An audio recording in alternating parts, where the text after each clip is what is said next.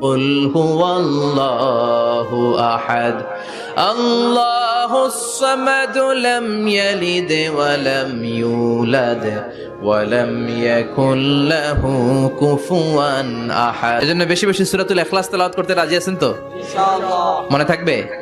বিষ্ণু ঈসা ইসলাম প্রতিদিন ফজরের নামাজের পরে, মাগরিবের নামাজের পরে, ওয়া ইনদামা ইয়ামশি ইলা ফিরাশিহি, রাতে যখন বিছানায় যাবেন, এই দুই হাতকে একত্রিত করে সূরাতুল ইখলাস পড়তেন, সূরাতুল ফালাক পড়তেন, সূরাতুন নাস পড়তেন, পড়ে হাতে ফু দিতেন। সহিহ হাদিস।